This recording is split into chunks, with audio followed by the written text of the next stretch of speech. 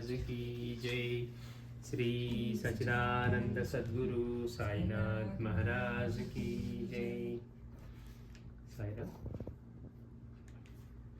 Master గారిని ఒక భక్తులు ప్రశ్న వేస్తున్నారు. సాయి పూజించినంతనే మోక్ష ప్రాప్తి కలుగుతుందా? వారి సూక్తులను నిత్య జీవితంలో ఆచరణ చేస్తేనేనా? బాబాని పూజించినంత మాత్రానే మోక్ష ప్రాప్తి కలుగుతుందా?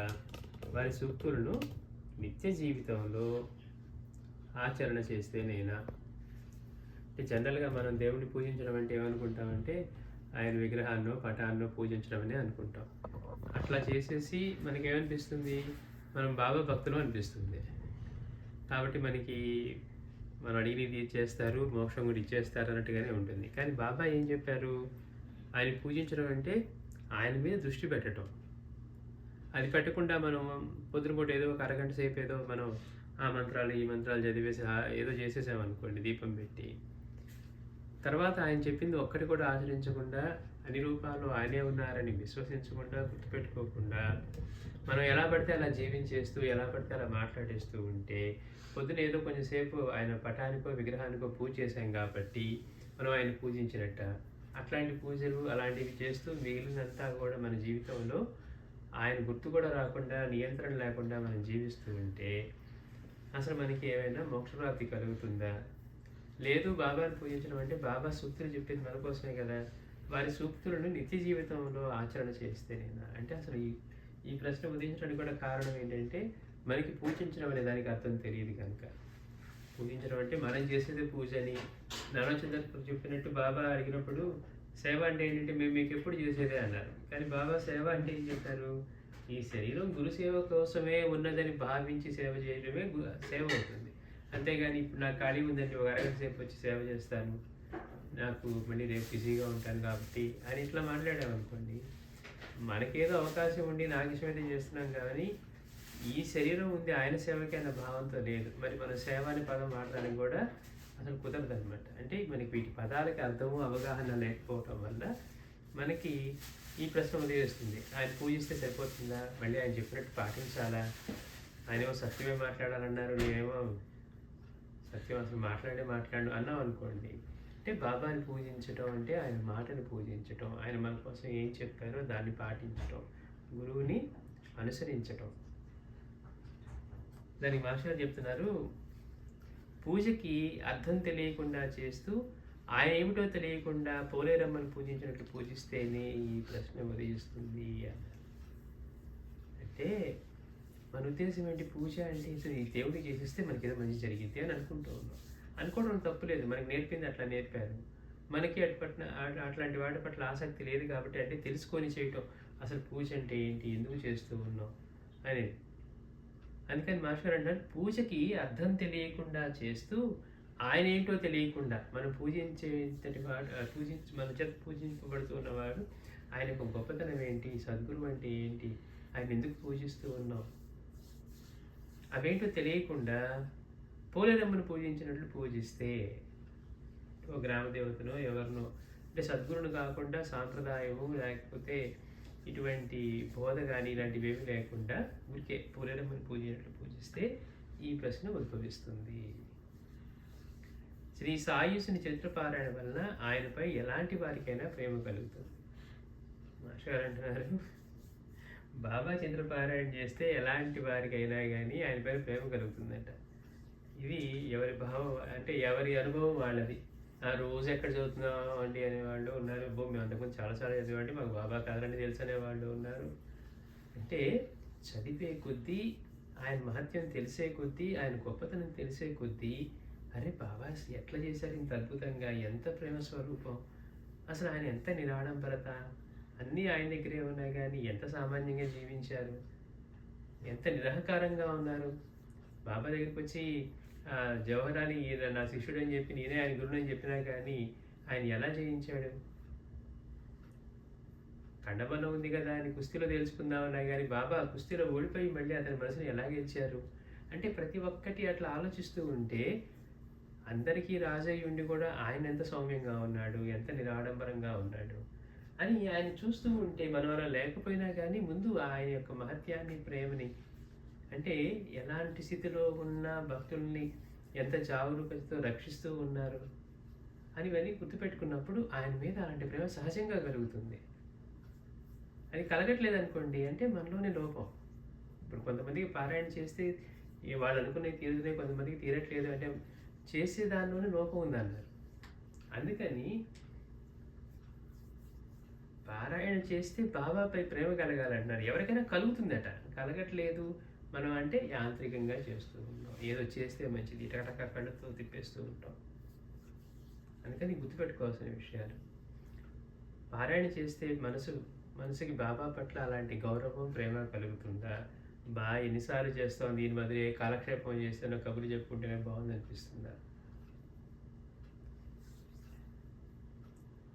అయితే ఆ ప్రేమను వ్యక్తం చేసుకునే పద్ధతుల్లో ఒకటి పూజ. ఆ ప్రేమని వ్యక్తం చేసుకునే పద్ధతుల్లో పూజ ఒకటి. పూజ ఎందుకు చేస్తామంటే ఆయనపై కలిగిన ప్రేమని ఆయన ఏం చేయాలి, ఎలా వ్యక్తం చేసుకోవాలి అంటే ఆయన పూజించడం ద్వారా మనం వ్యక్తం చేసుకుంటాం. అదొక పద్ధతి అంటున్నారు. మనం అదే ఎప్పుడు చెప్పుకుంటాం. ఎందుకు చేస్తాం పూజ అంటే కృతజ్ఞత మనం తెలుపుకోవడానికి చేస్తాం. ఏమీ చేయకపోయినా మన దేహాన్ని రోజు పూజించుకుంటున్నాం అంటారు మహర్షి గారు. రోజు ఇప్పుడు ఆయనకి చేసే ఉపచారాలన్నీ మనం చేసుకుంటూ ఉన్నాం. చక్కగా స్నానం చేస్తాం, చక్కగా కూర్చుంటాం, నైవేద్యం అంటే ప్రసాదంలో 10 సార్లు రోజుకి ఇవ్వాలే కానీ అదే పనిగా తినడానికి ఉంటాం. మనం పెర్ఫ్యూమ్ కొట్టుకోకుండా బయటికి వెళ్ళడం, గంధం పూసుకుంటూ ఉంటాం.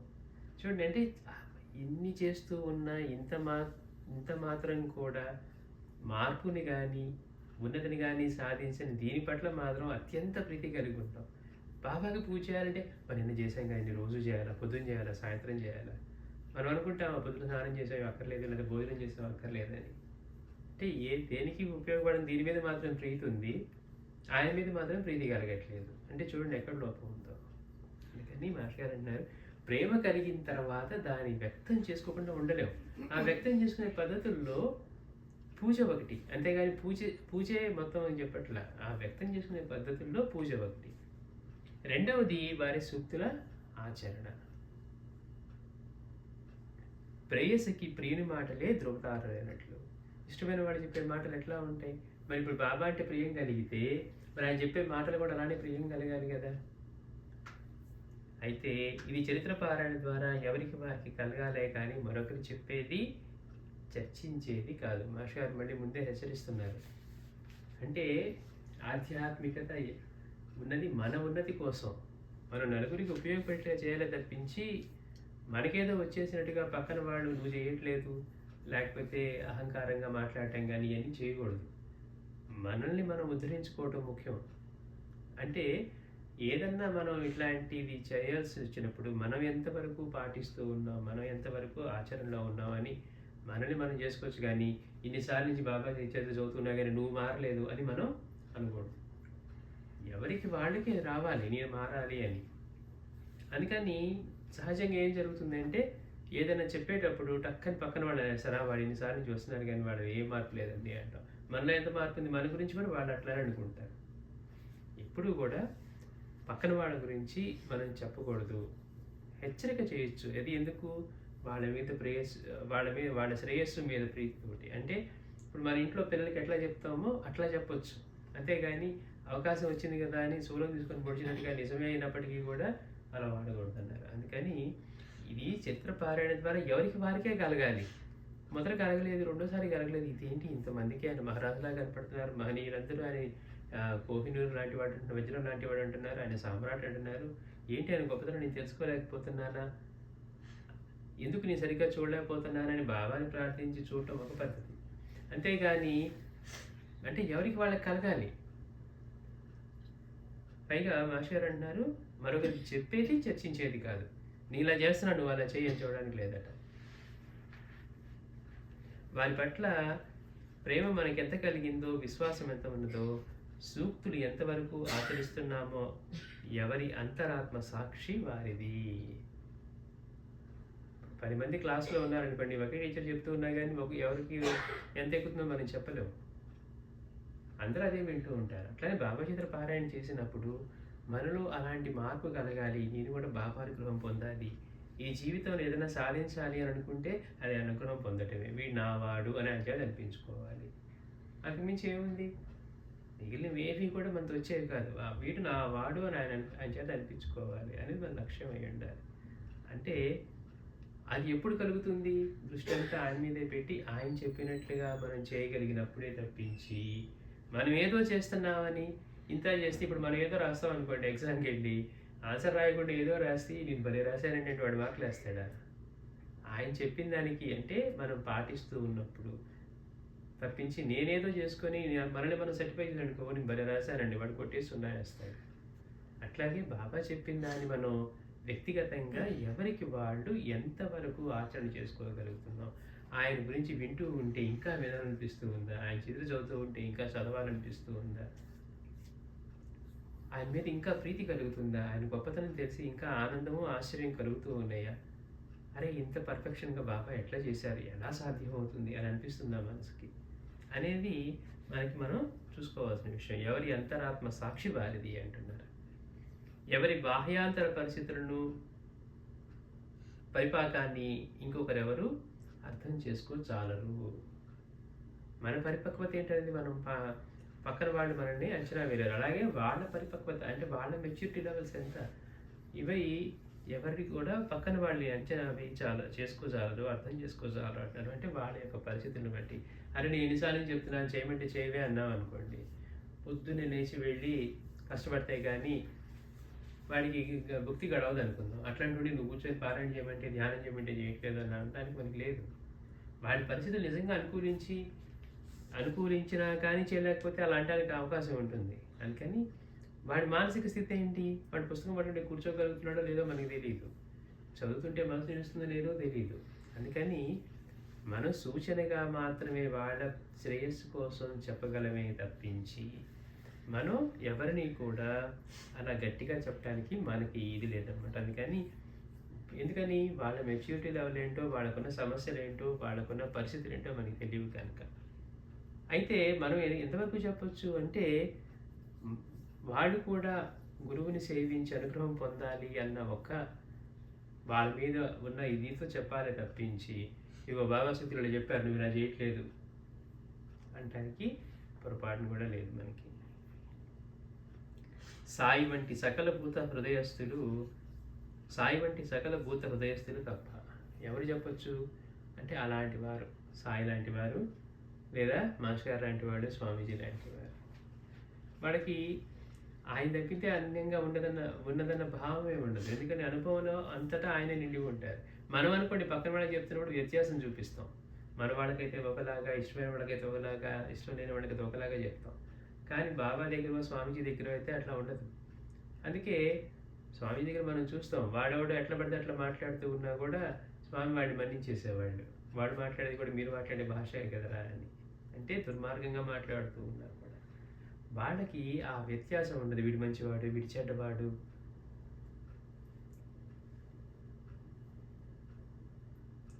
అందుకే బైబిల్లో క్రీస్తు ఒక వ్యభిచారిణ్ణి ఆదుకున్నారు.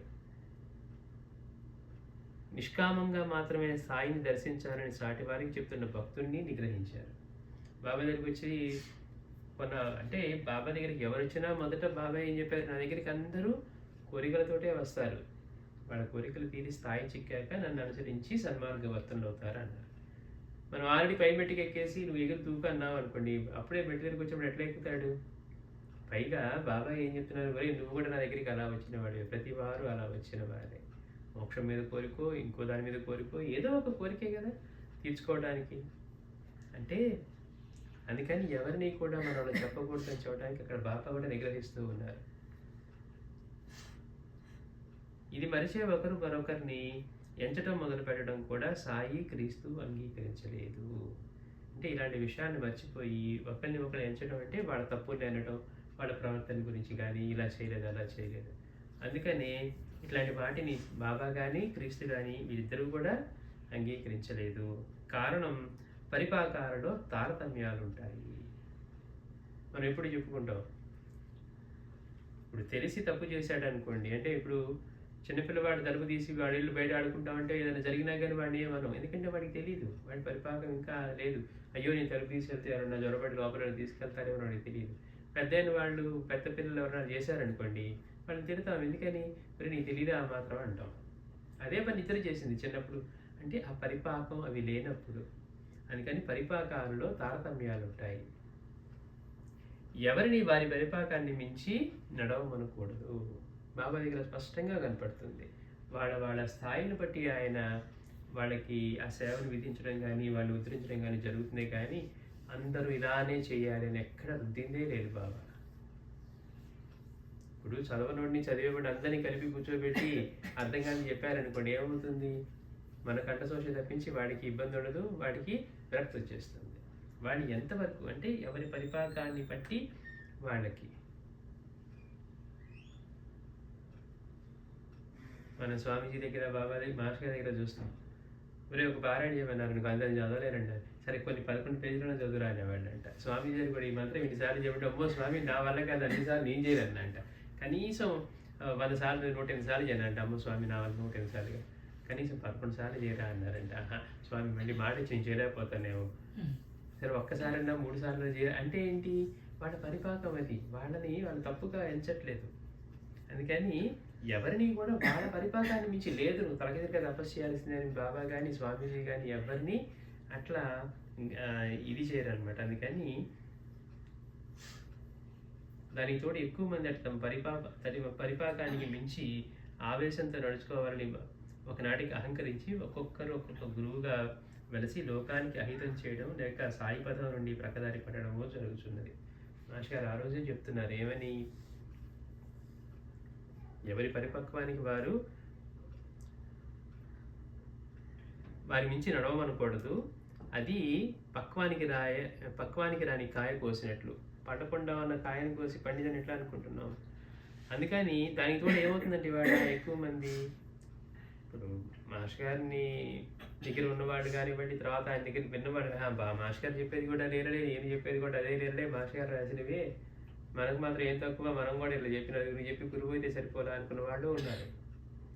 అంటే ఆయన స్థితి ఏంటి ఆయన అనేది ఆలోచించకుండా బాబా గురించి ఈలే కదా మాస్టర్ గారు చెప్పింది అనుకున్న వాళ్ళు ఉన్నారనమాట. అందుకని దానికి తోడు ఎక్కువ మంది అటు తమ పరిపాకానికి మించి ఆవేశంతో నడుచుకోవాలని, ఏదో సాధించేయాలని ఆవేశంతో నడుచుకోవాలని, చివరికి వీళ్ళలో ఇటువంటి చిత్తశుద్ధి కానీ అటువంటి భక్తి కానీ లేక ఏమవుతుందంటే ఒకనాటికి అహంకరించి ఒక్కొక్కరు ఒక్కొక్క గురువుగా వెలసి లోకానికి అహితం చేయడమో లేక బాబా మార్గం నుండి ప్రక్కదారి పట్టడమో జరుగుతున్నది. అంటే మాస్టర్ గారు ఏమన్నారు? ఊరికే పొంగిపోయినట్టుగా కాకుండా రోజు మినిమం చేసేట్టుగా అయినా చేసుకోండి. 10%, 20%. అది క్రమం తప్పకుండా రోజు మొన్న వారంలో పారాయణ చేశానండి, మళ్ళీ నెల దాకా పారాయణ చేయలేదండి అన్నాం అనుకోండి. దానికంటే ఏది మెరుగట? రోజు 2 అధ్యాయాలు పారాయణ చేయటం, 1 అధ్యాయం పారాయణ చేయటం మెరుగు. అసలు మానేసే బదులు ఎలా ఉండాలి అంటే అది కంటిన్యూస్గా మనం దానిలో నుంచి పక్కకు రాకుండా ఉండేట్లుగా ఉండాలి. ఒక్కరోజు తీవ్రంగా పొంగిపోవటం, ఒక్కరోజు కృంగిపోవటంగా ఉండకూడదు అని. అంటే ఈ తెలియని తన వల్ల మేము ఎంతో కాలంగా చేస్తూ ఉండటం వల్ల మాకు అన్నీ తెలుసనే ఇది వచ్చేసి గురువు అంటే ఊరికే 4 మాటలు చూడటమో లేకపోతే మంచి విషయాలు చూడటమో అనుకోవటమే అయిపోతుంది. గురువు అంటే ఉన్నదంతా తన రూపమైన అనుభవం ఇవ్వటం అన్న విషయాన్ని మర్చిపోయి, అలాంటి వారినే గురువు అంటారని మర్చిపోయి 4 మాటలు చెప్పేవాళ్ళే గురువు అయిపోతారు. తెలియని వాళ్ళకి ఏముంది?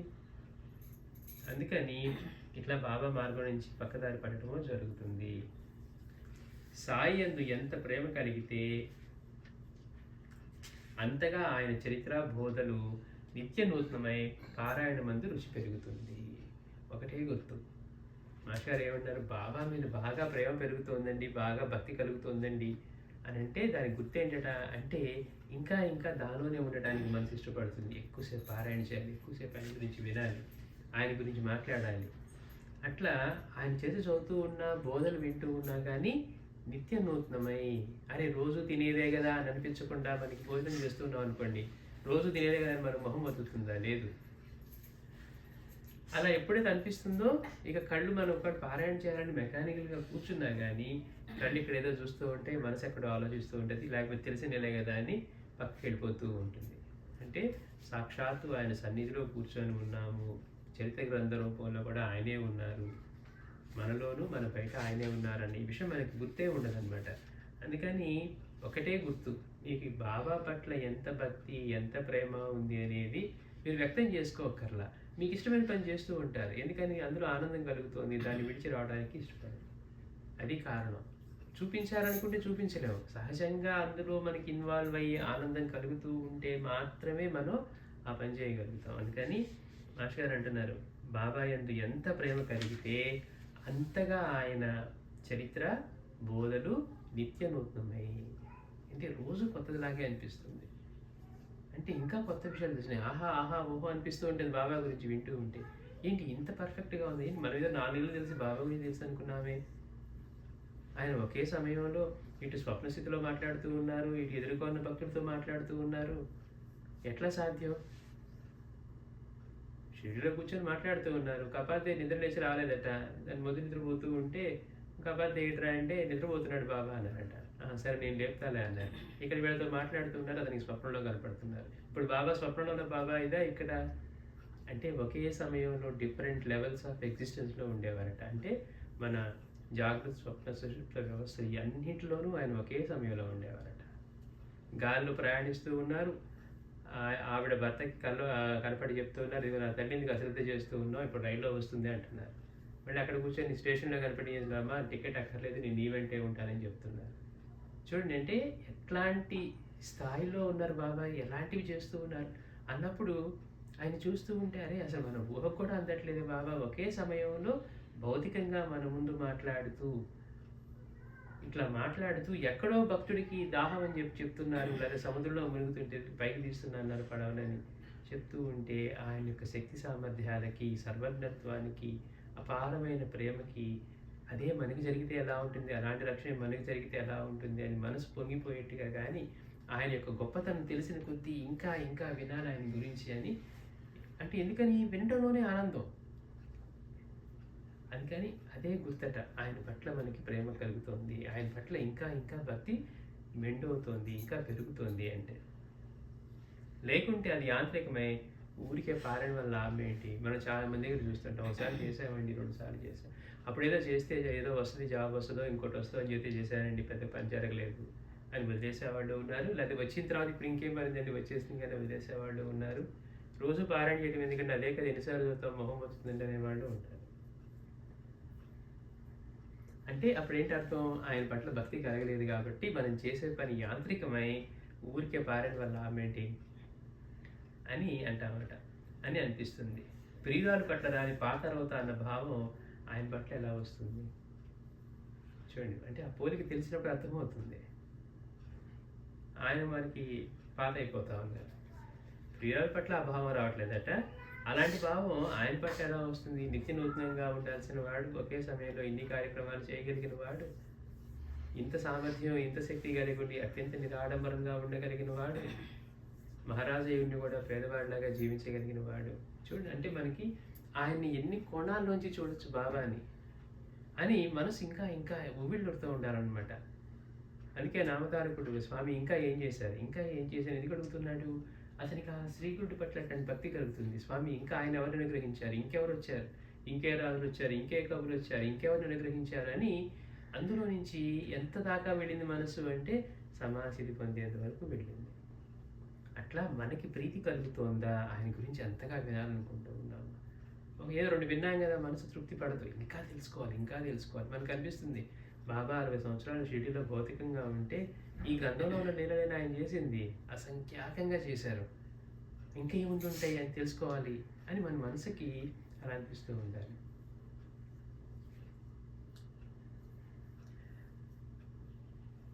ఒకరికొకరి విషయం వివరించుకోవచ్చు, ప్రోత్సహించుకోవచ్చు, ప్రేమతో సూచనలు చేసుకోవచ్చు. ఎందుకని? పక్కన వాళ్ళకి మనం చెప్పేటప్పుడు కేవలం సూచనగా మాత్రమే, అంతే తప్పించి ఇగో నువ్వు చెప్పినా కానీ పారాయణ చేయట్లేదు, నువ్వు చెప్పినా కానీ పాటించట్లేదు, నువ్వు చెప్పినా కానీ ఆచరించట్లేదు అని మనం అనటానికి లేదు. ఓన్లీ గురువు అనగలరు.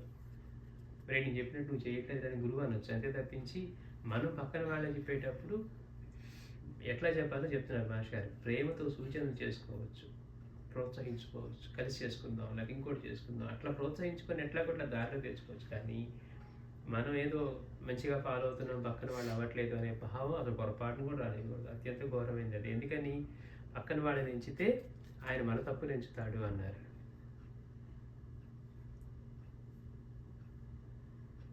ఆ పైన ఎవరి యత్నానికి వారిని విడవాలి. ఎంత చెప్పినా కానీ వినరండి, వాళ్ళు వేస్ట్ అండి అనే పదం మనం వాడకూడదు. వాళ్ళకి చెప్పి చూసాం. ఎందుకు చేసాం? గురుసేవలో భాగంగా చేసాం. వాళ్ళకి మేలు జరగాలని చేసాం. వాళ్ళకి పొందాల నుండి గురువు దగ్గర అటువంటి ప్రేమను పొందాలని, లేకపోతే తర్వాత ఆయన ఏ రూపంలో అవతరించినా మన దగ్గర తీయాలని అనుకుంటే సహజంగా మనం దాన్ని పొందాలనుకుంటాం. మనకి దేని మీద ఆసక్తి ఉందో దాని మీద మనసు పరిగెడుతూ ఉంటుంది, అదే చేస్తాం.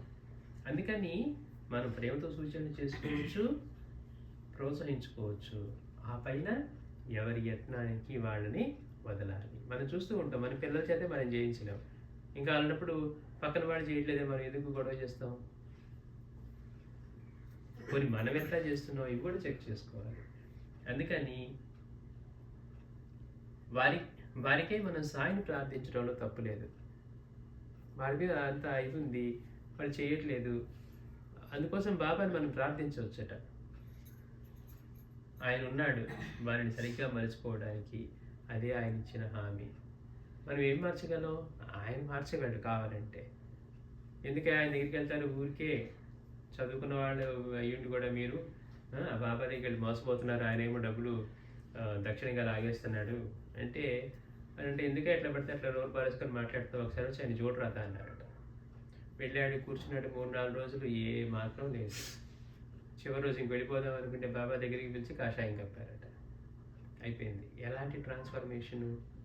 మనలాంటి వాళ్ళు కొన్ని వందల వేల మంది నువ్వు చేయరా, నువ్వు చెప్పరా అనగాని అలాంటిది కాలేదు.